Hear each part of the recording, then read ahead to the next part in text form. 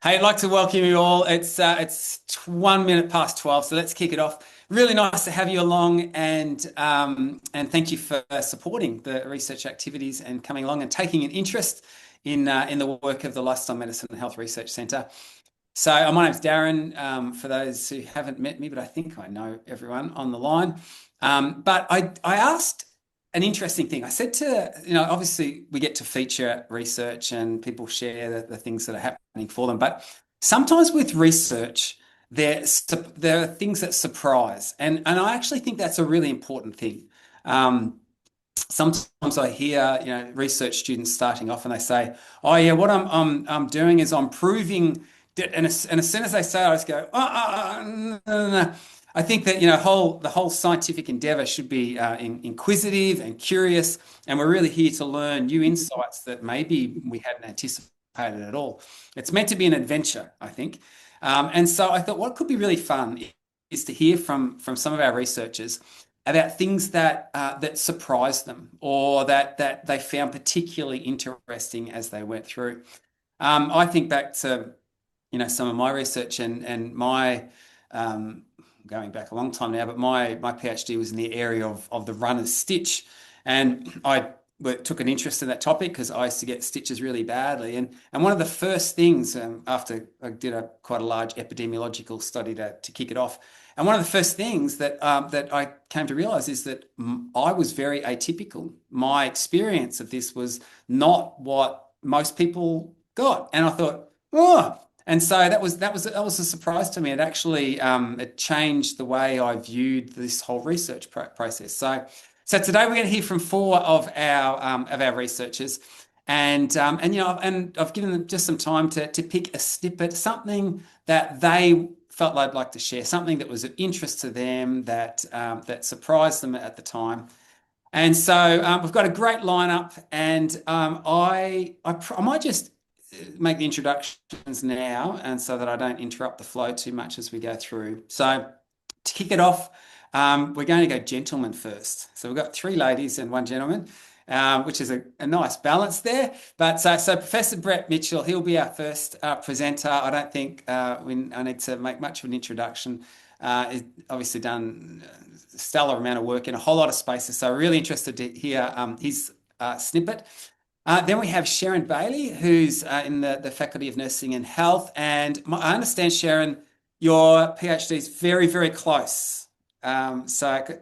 Yes, I've submitted and I'm literally waiting to hear back any day now. I'm looking at the calendar thinking it's next week or the week after or the week after. There you go. I hope you're sleeping peacefully because I do remember that little period of time, but I'm sure you'll do very well, sister. So just relax.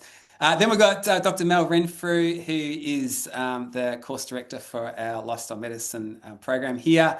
And then Associate Professor Joe Lewis as well. And I've been trying to find opportunities to hear more about Joe's work. And when we made this invitation, she was very happy to be involved. So thank you for that, Joe. So I am going to, without further ado, hand it over to Brett. Thank you, Brett. Thanks, Darren. Thanks everyone for joining. And didn't get to hear you sing, unfortunately, Darren. I was looking forward to that. All right, I don't know if we were going to do presentations, but I decided this morning that I would. Can you see that, Darren? I can see your face. Yeah, cool. Okay. So what did I find? What have I found interesting is the sort of question that Darren posed to us. So I'm going to talk about urinary tract infections. You probably all suffered them or know someone who suffered them. Cause a bit of pain and frequency and a whole range of problems. And lots of people suffer them in the community, but also in healthcare and hospitals. And in healthcare and hospitals, these things are associated quite often with a catheter. So people need a catheter put in to drain urine away, particularly in medical emergencies or when they're sick or having surgery. The problem with these is when you pop in a catheter, you can also insert or colonize the bladder with bacteria, and it can cause an infection. So a few years ago, I did some research, and it was looking to see whether could we reduce the risk of the infections by cleaning the area with an antiseptic before you insert the catheter. So that's the sort of the urethral area. And surprisingly, the results showed that it was highly effective at reducing the risk of infections. We thought it would work, but it actually was really, really effective. And that got published, and there's some guideline changes and things as a result of that. What was surprising to me was that I had a phone call from, or actually had several phone calls and contacts from people in the community, and these were people who have got chronic disabilities or have got, they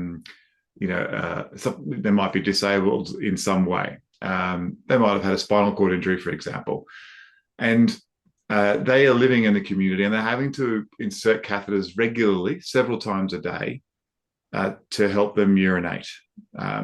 And so that's called self-catheterization. And sometimes these people will do it between once and 6 times a day. They'll be using a catheter.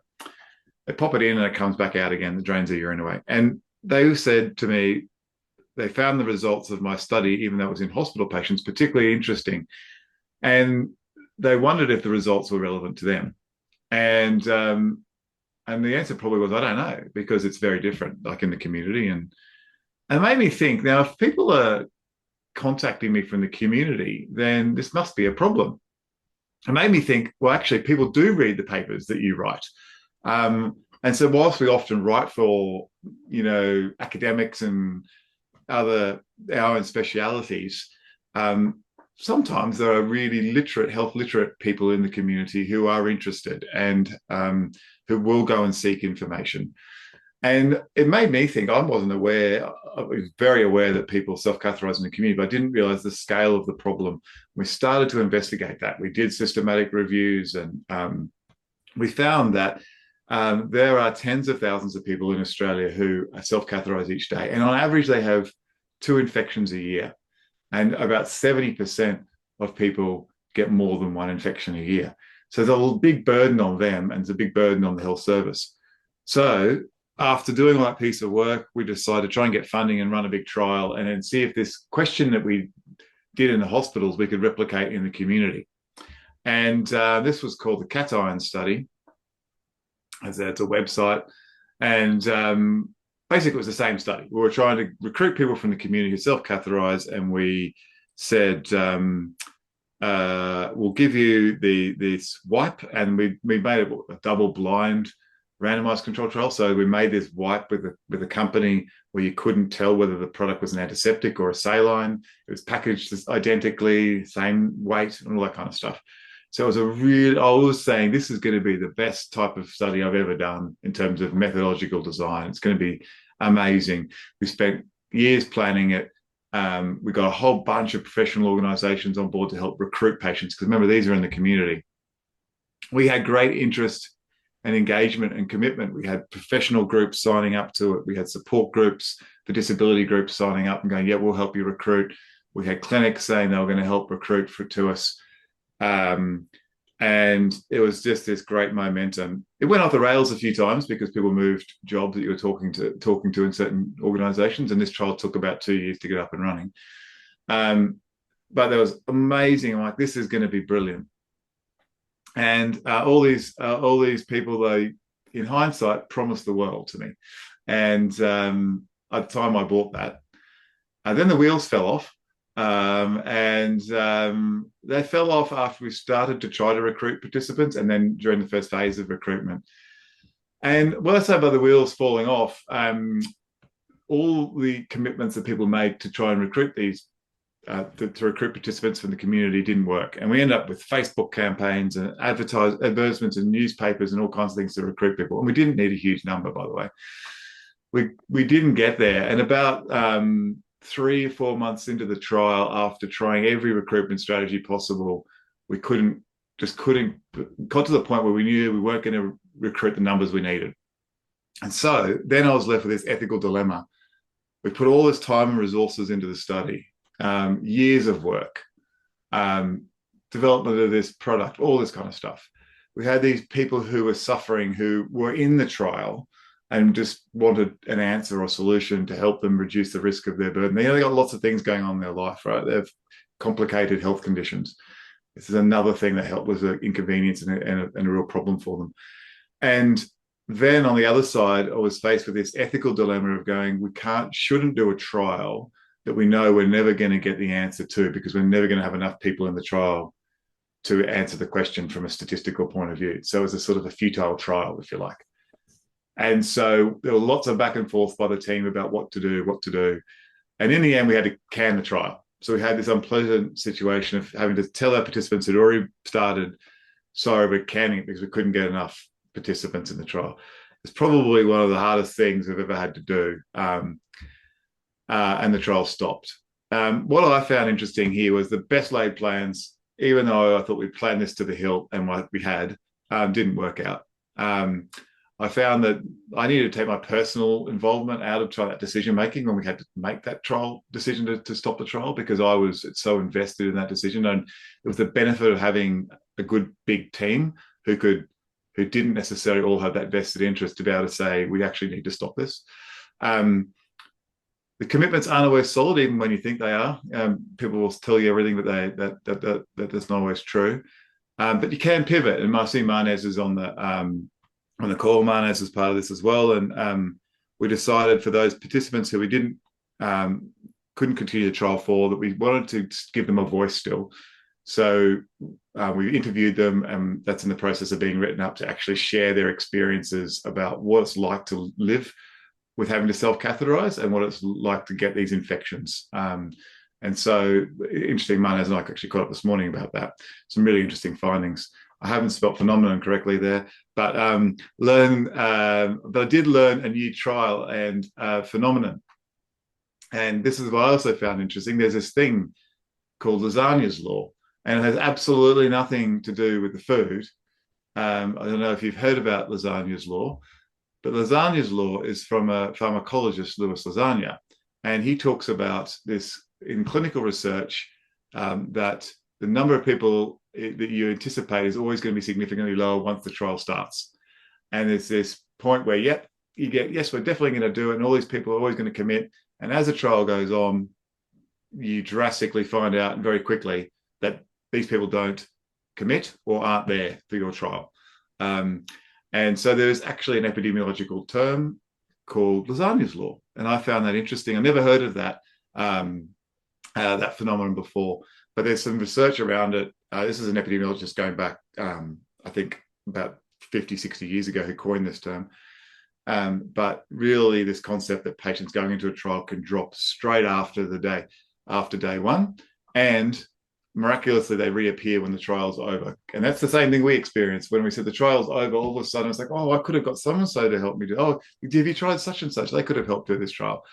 So anyway, I found that whole experience really interesting in a difficult way, but also in a good way. But also learned this new term called Lasagna's law, which I hadn't heard of before. And the final thing is that this trial continued me to be reminded that there's always a silver lining.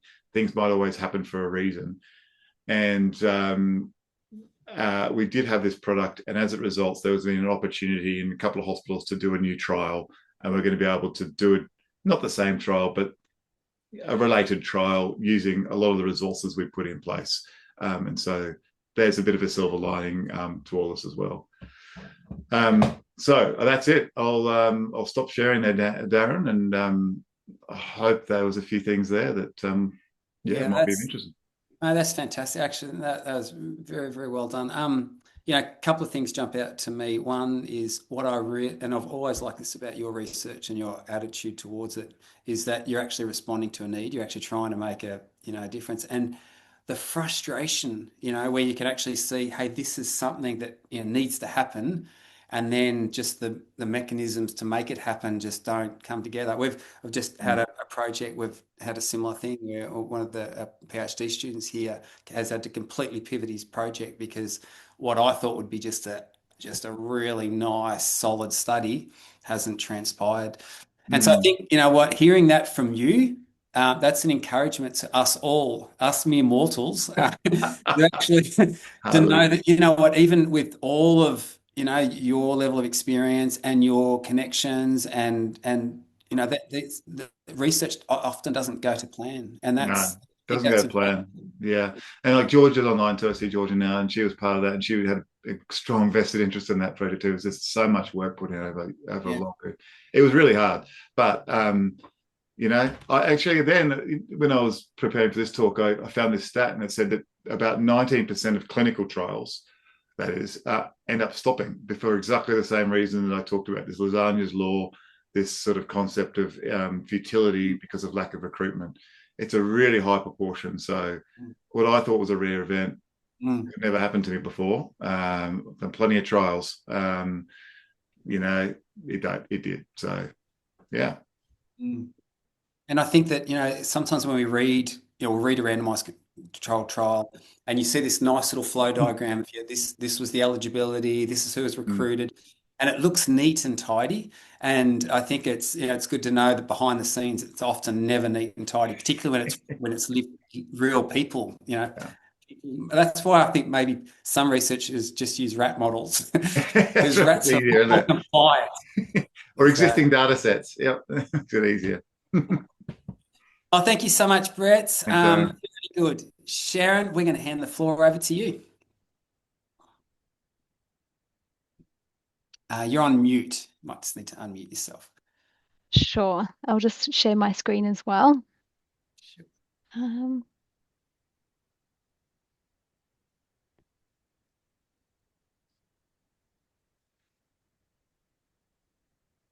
Okay. Can you see my slides? Yes, perfect. Fantastic. Okay, so I guess mine's a little different to Brett's, and I'll be talking about my PhD project, which is the most recent research I've been involved in. And I went into my PhD research feeling that I had a little bit of a handle on research and that I knew a little bit about it, having worked as a research coordinator at the Children's Hospital at Westmead, and then having been involved in research throughout my nursing career. But I quickly learned that what I found most interesting was how much I didn't know. And I think this is a pretty common experience for anybody that has embarked on a PhD. And I went into my study with one of my supervisors saying, why don't you do a realist evaluation? It's a mixed method study. I think it would work perfectly for what you're wanting to do, which was to evaluate a novel specialist early parenting service for rural families. And I thought that sounds fun. I read about realist evaluation and thought, yes, I think I can do that, not realizing what I was biting off at the time. So, what my research focus was to really investigate how and under which circumstances a new mobile early parenting service that was being delivered to rural families would work to influence parent and family outcomes. And really, would it make a difference and who would it work for in particular? And just a little bit of background for those who don't know a lot about early parenting services. They're delivered generally for families with children aged 0 to 3 years, with the understanding that the first 2,000 days of a child's life from conception right through to the age of 5 years is basically key to their brain development and to their outcomes over childhood and into the rest of their lives. And early parenting is considered one of the key modifiable factors that really influences child development. So therefore, it's a national and in fact, even global health priority to support parents in those early years. Now, for rural families in the Australian setting, there is very limited access to any specialist early parenting services. And this is exacerbated really the further out that you go from a metropolitan area where families have nothing available to them if they have a child that's not sleeping or not feeding, or if they're going through any crises as a family. So, a new service was developed that was implemented on the mid north coast of New South Wales in a partnership between Tresillian and the mid north coast. In 2018, they started delivering it to 5 communities for families that would be able to come and access early parenting support in a purpose built van. And this is brand new in Australia. There was nothing like this that had been implemented or even evaluated at the time. And where I came in was Tresillian partnered with the Mid North Coast Local Health District and Southern Cross University and offered a PhD scholarship. And having a background in pediatric health and pediatric sleep medicine, when I saw the advertisement for it, I thought that would be perfect. And that's right along my lines. So I sat down and started to develop what we call an initial program theory. So this was basically me going into the literature with a scoping review, doing some initial interviews after I got ethics approval, to then map out how we thought, or how I thought the service was intended to run, who it would work for, and how it would work. And I mapped it out at different levels. So the micro, which is the individual level, the community level, the policy level. And the overarching assumption is that this service would work for rural families by delivering a service right into the community. They wouldn't have to travel up to 500 kilometres to access services like they did before, and that they would be given different strategies that would help them overcome early parenting difficulties and increase their parent confidence, and then by extension and proximally improve child outcomes. And then the fun started.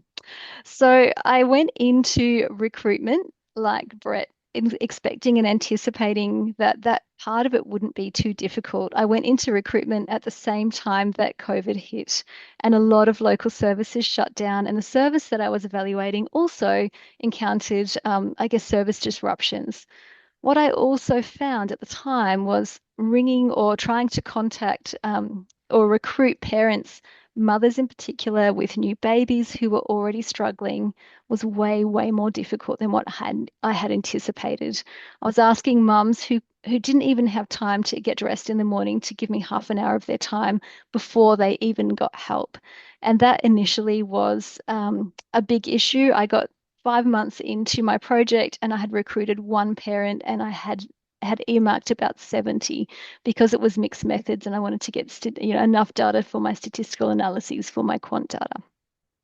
So we went back to the drawing board and implemented an incentivized strategy. So parents were then offered a $50 gift card if they would participate in the interview. And this did improve recruitment somewhat, although I did over time need to adjust my recruitment numbers.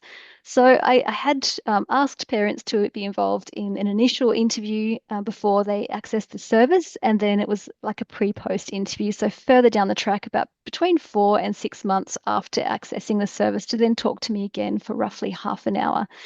And I was a bit concerned at that time that parents that had talked to me initially, because they were so overwhelmed, 6 months' time would be disinclined to talk to me again. But in fact, I found that the opposite was true. It was very easy once I managed to speak to a parent and recruit them, and talk to them in a phone interview, that they were very happy the second time round. So I guess my second interviews and my retention was about 98%, which was really good for that particular study.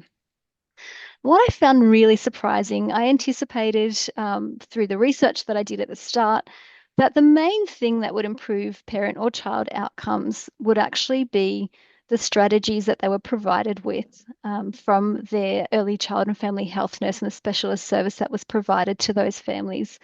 There was also assumptions about the kinds of families that would access the service, and these findings were interesting.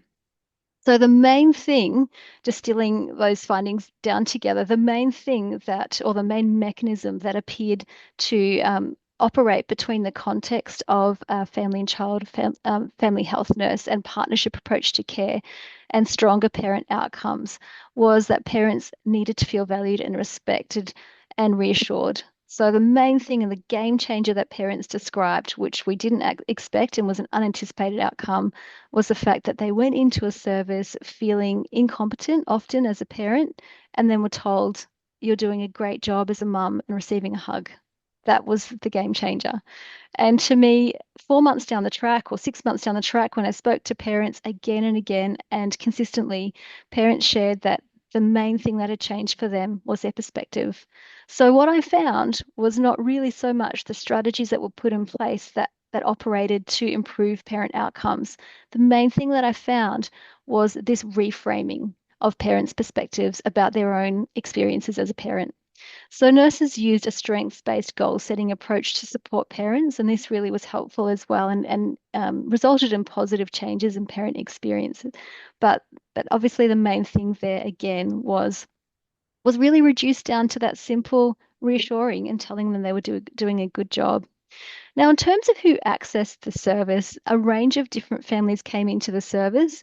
The service was operating in an area of the Mid-North Coast with approximately 5.2% of families in the area identifying as Aboriginal and Torres Strait Islander.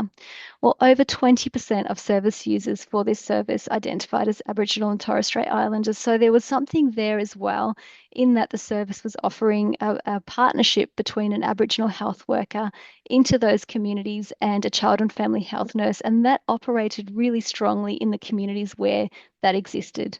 In the communities, the two communities that didn't have that, we had almost 0% of Aboriginal and Torres Strait Islander families engaging with the service. So that was another interesting and unexpected finding. Finally, families that accessed the service, some of them unexpectedly, or a large proportion of the families outside of that came from different areas, were families that were more affluent and that came from larger areas into the rural communities to access a service that wasn't available in their metropolitan area. And there is an inverse law of health. I love all these different laws that we have. The inverse law of health suggests that those who need access to healthcare services the most are those that are least likely to access services. And that's certainly what we found as well. And I guess to wrap up, the main findings that I found most interesting was that providing a really small but intensive service, so parents only access the service a maximum of 3 times, was really efficacious in that families received local and timely available specialist support, and it reduced the number of parents that then escalated to crisis levels and required emergency support for their families. I also saw and found that at an organisational level, there was a lot more communication across the service network where different healthcare providers worked together to share that responsibility for families, which then I suppose that investment at a policy level reduced those inequities that rural families experienced, and those ones that I interviewed and that we studied, that was certainly the case. And just overall, it was a really fascinating way to come in. I think I said to my PhD supervisor about 6 months ago, I feel almost ready to start a PhD. And that has been my experience, coming in feeling like I understood a lot more about research than I did. But learning all of these different elements of mixed method research has been fascinating along the way, and understanding how these recruitment issues can sometimes manifest themselves, and that there are sometimes strategies that can overcome that. And that is my talk. Oh, well, that's wonderful, Sharon. Thank you. That was really, really My insightful. pleasure. I actually have vivid memories of leaving the hospital with our firstborn, with Olivia. And I remember walking out through the front doors there, and I thought any moment someone's going to go, "Hey, where are you going with that?" And I would have had to confess that I have no idea what I'm doing right now. And but I remember actually accessing Trazilian because our Olivia was a terrible sleeper. All of our kids were. But yeah, so I love that. And the other thing that jumped out that you said, and it's interesting. This is memorable to me because I remember going to like a Focus on the Family run, like a parenting type upskilling event, and I went along, and I vividly remember the first thing that the presenter said. He said, "You know what? The fact that you guys are here."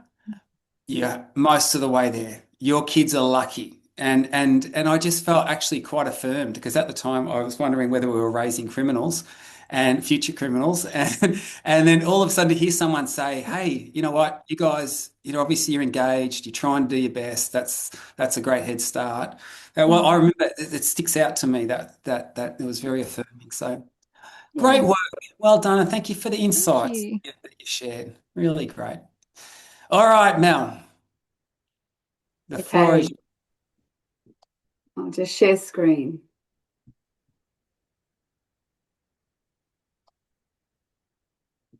Is that okay? Yep, awesome, thank you. Wait for a second. All right, so a little background. When Darren asked us to share something that we found surprising, my mind went straight to my PhD, which I started back in 2017. And this on the slide is the title of my PhD. So a little background. At the time, back in 2017, 2018, when I got started, I was actually working sort of a little bit in tandem with Geraldine Prisbilko, who was also doing a PhD. And both of us wanted to use this brand new program that was hot off the press. And you would know it as the LIFT project. At the time, we were calling it the Live More project. And we both wanted to use it. We wanted to use it in an online environment using this brand new, beautiful web-based platform that Elia Wellness had built. And so we wanted to use it, but Geraldine was running ahead of me. And so she got the first dibs, basically, and she wanted to run a randomized control trial, in which she did. So she was tracking a little bit ahead, and she ran a randomized control trial online in a faith-based cohort, looking at the outcomes of an online multimodal mental health promotion intervention for a healthy adult cohort. And she got amazing results right across the board, improvements in all these mental health measurements that we were tracking, and it was great. So she was delighted because this randomized control trial had shown that the intervention group did very well in comparison to the control group. So here's me wanting to use that exact same program, but I couldn't do a randomized control trial because she'd just done it. And so I needed to find something else as a point of difference.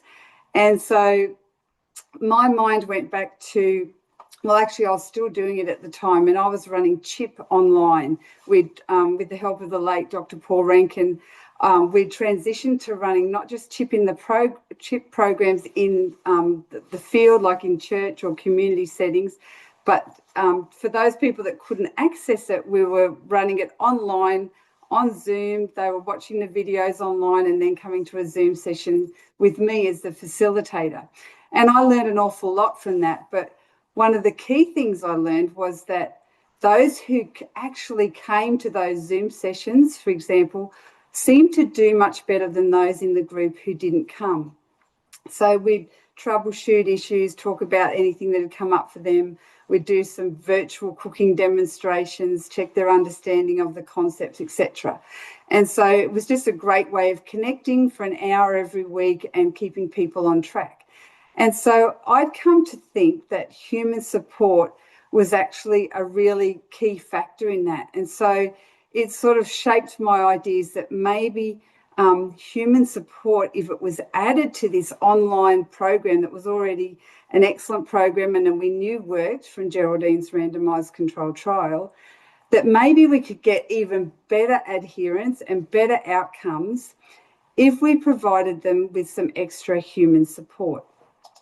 So I went to the literature, as you should when you're doing a PhD, and I started to look at the literature review regarding human support in online programs. And I was particularly looking for things with people that, not in a clinical setting, but people just in a community setting for people that are generally healthy.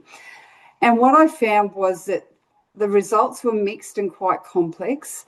That there was some that were saying that human support of all sorts of kinds of human support were better, others saying that it was mixed results, some saying it didn't work at all. But there were numerous studies showing that there was this phenomenon called the easy in, easy out, meaning that especially when compared to face-to-face programs, that people that were doing an online program did tend to fall out very easily. So the attrition was quite high, or they didn't adhere. And there was no one really keeping tabs on them. They weren't accountable to anybody like they are in a face-to-face program. They could delete text messages, they could ignore emails and just not do it. And nobody didn't have to face anybody about it. And so I found as I read through the research that it definitely was an issue. But the gap that I saw was that there was very few studies that looked at human support in terms of people doing an online program who were a healthy cohort. It often was looking at someone who may have depression or anxiety. And people with those kind of conditions often don't want to get out of bed, let alone do another program. but there was very little on those that in a community living in a healthy adult cohort. So that's where I found the gap, and I decided to conduct a study looking at human support. So I designed a randomised comparative study, and what we were looking at was increasing levels of human support in those groups. So the first group here got automated emails, and that was built into this lovely platform that we had, a web-based platform for delivering the program. And they'd get an email every week saying, hey, it's time to do the next lesson. And they'd get an email in the middle of the week saying, hey, don't forget to do it, or don't forget to do the challenges, or engage and watch the video, etc. And then the next group would get that. Plus, I was also going to send some text messages a couple of times a week, just with some nice little hooks to remind them to engage, give them a little hook into what the next session was about, and just to try and keep them adhering to and doing the actual program. And then this was going to be the capstone. This was my Zoom support group, because it was born out of my experience with CHIP Online. And we wanted to have the standard automated emails, but people could come to a Zoom support group. I had a big group of people, over 600 initially. And so I was inviting them to come along, and I had 9 different time slots across a week where I would facilitate a half-hour support group. So what I expected, and what I maybe even hoped, was that an increasing level of human support would go hand in hand with increasing adherence and better outcomes. But actually, I got a surprise. In fact, I didn't get one surprise, I got a few. So here's my first one. So the first surprise came on the day I randomised our 600 participants, those who said they wanted to do the program. I randomised them into the 3 groups, and I sent them an email in the morning. And just like that, I started getting emails back. I started getting some text messages, and all of a sudden, my group 3, which had been the group doing the video conferencing or the Zoom support group, very quickly, I lost people. In fact, the early dropout attrition, this was before the program even commenced, I had almost 1/3 drop out of that group. And that was statistically significantly different to those in the other 2 groups. We had about 20% drop out of the other 2 groups, but it was over a longer period of time. I remember calling my supervisor on that morning going, you won't believe this, but I've got emails just streaming in from this group of people pulling out. So that was my first surprise, because that was going to be the best group of all to be in. But it became a little bit obvious that people did not want to be in that group. So we came to the conclusion that early dropout attrition may have been influenced, I'm pretty sure it was, by dissatisfaction with being allocated into that higher level of support, which was the video conference. So that was surprise number 1. Surprise number 2 came at the end when we analysed the results, and what we found was that just like the randomised control trial that Geraldine had done, there were significant improvements in every single outcome measurement in every group, completely irrespective of the mode of human support. So it was the same across the board, and it made absolutely no difference. So my whole PhD research that was all around human support, there's a simple answer that it had no effect. But wait, there is more. And when I was talking to my supervisor, my chief supervisor, he said to me, you know what, it may not be the story you were expecting, but it still tells a story, and we've got to tell that story that comes, which obviously we did. And so I asked the participants that were left in the 3 groups, what would be their preference for human support? What would be the thing that they would like the best? And I gave the option of the 3 types that I'd had in the study, and I added in an extra option of having all types of support. And this is where my next surprise came. I wasn't surprised by this one, only 7% after my experience on day 1 of randomisation. But what shocked me was that almost 50%, almost half, preferred to have access to all forms of support. And that blew me away a little bit, and I had to sit with it for a little while. But what I came to was it's human nature. I think we want access to have it all, but we won't necessarily need to use it all, but we just want to know we can have it if we want to. And the other thing was that I thought maybe Deci and Ryan in their self-determination theory were right, that autonomy is something.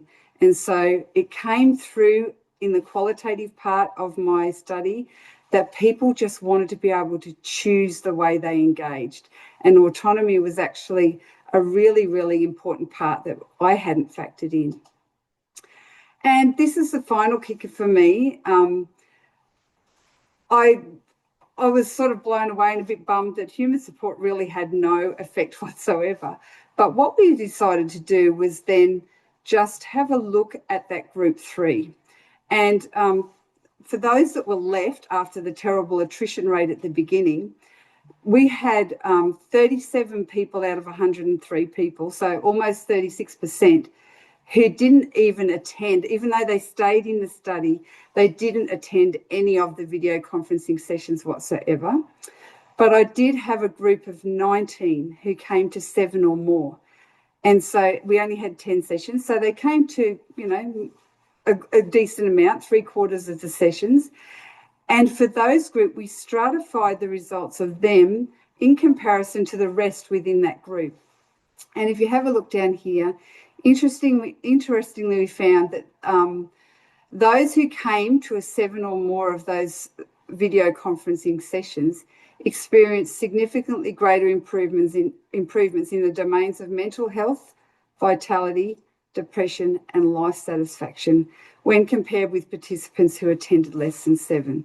So what we found is it gave me a little bit of hope that maybe the human touch just has some small influence. Obviously, that was an association only. They might have been more highly motivated, had more time availability, etc. And so they were the surprises that I received. And just to be really quick and short, what actually they said were the things that were affecting their adherence, either positively or negatively, were these. In the negative, hugely, overwhelmingly, it was a lack of time availability that people saw as being the problem for them engaging with and adhering to the study.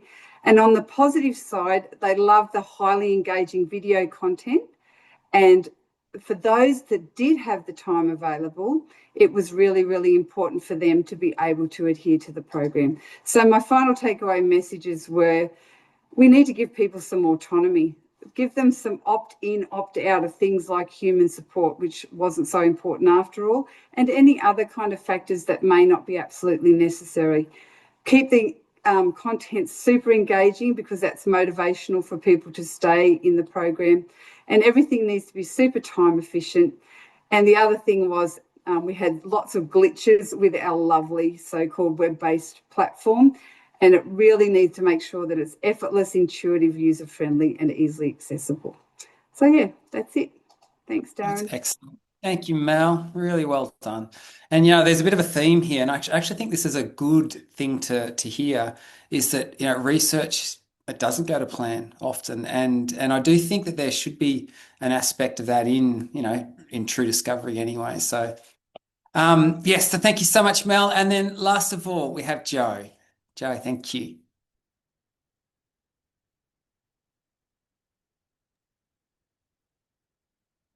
Sorry, I'm just seeing if my screen's sharing.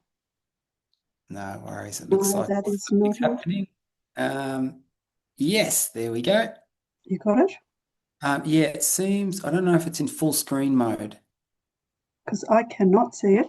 Okay, what I might do is I might put up the PDF, which will be easier. While Joe's doing that, just another comment here relating to Mel's work. It is interesting, to look back to what I mentioned about my work on the runner stitches, when you find things that go against your biases, where you think this is the way, and that's a good thing. Once again, I think that's an indicator of good research. I think when we actually find things that don't align with our biases. Sorry, I'm not sure what That's okay. We're seeing the slides still, Joe. This is a study I started several years ago, and I didn't get funding. I then ended up in a leadership position, and so I stopped it, which is a noteworthy thing when you can't do your study. My PhD was looking at social capital in disadvantaged communities. So this was a study that I looking at specifically in communities, people living with dementia and their carers, and it's going to take a different form now, and I'll explain that as we move along. Okay, so dementia affects around 400,000 Australians every year. We know that people of socioeconomic disadvantage actually have those barriers to diagnosis and care access, and access to community services and quality of life. It's amplified by limited resources, not just financial resources, but personal resources, certainly community resources, and health literacy is also a really important thing. So most of the research, however, comes from a deficit model.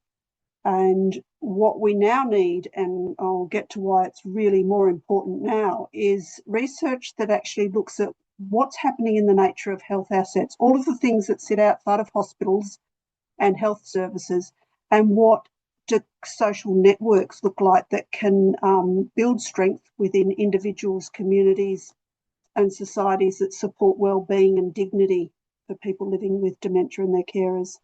Sorry, Joe, we are just only on first slides. Oh, are you? Oh, I'm sorry.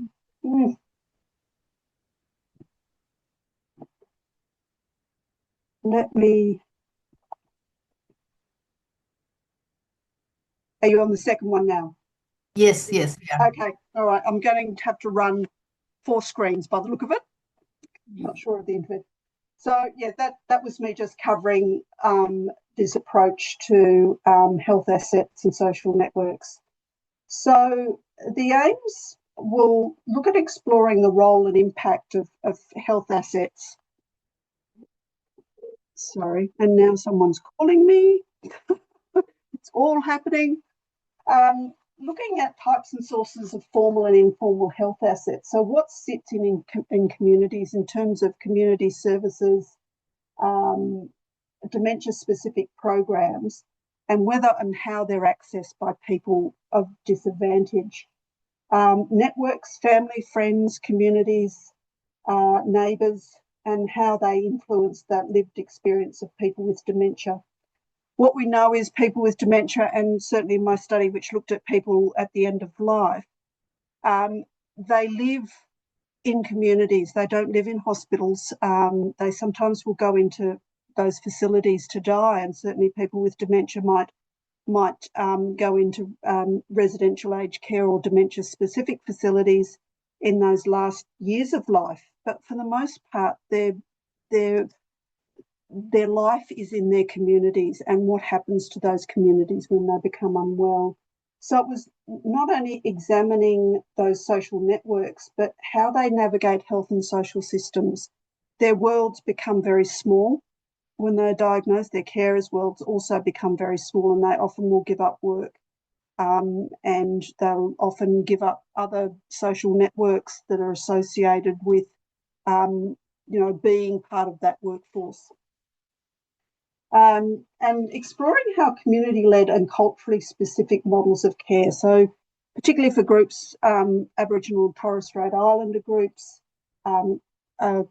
culturally and linguistically diverse-based programs, and whether the availability of those, but also, and certainly it came out of my study, the importance of faith-based organisations to support people in communities, and whether they were able to continue as people became unwell, because they were really important to buffer the effects of illness and disability, but also importantly to inform policy and practice, to strengthen the recognition of the importance of these services moving forward. So I won't labour these. Health health assets are any factor which enhances the ability of individuals, groups and communities, populations, social systems, institutions to maintain and sustain health and well-being and to help reduce health inequalities. So it's a really important approach to managing communities of disadvantage. And certainly Shirin spoke about that inverse care law, which says the people with the greatest need are least likely to get the resource. And so how can we shape policy to improve that? Social network analysis. This is a complex network approach to understanding connections between individuals and groups, but at its core, it uncovers how they connect, but also the relationship that's built. So just because you might be connected to, or have association with Services New South Wales for Centrelink payments, we also need to know that what is the quality of that relationship. If that relationship's of poor quality, then people are unlikely to use that, or their experience of that will flow over to their experience of other service providers or welfare organisations. The methods, again, I haven't got to it yet. This should have been started at the beginning of the year, but day jobs get in the way of our research, as we know. Just some work specifically around a health assets checklist. What does that look like for that individual? What services do they access?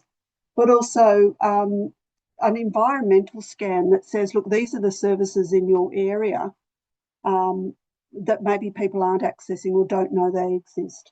And of course, social network mapping, which is that sort of name generator or social capital. Who do you turn to? Who do you go to for advice?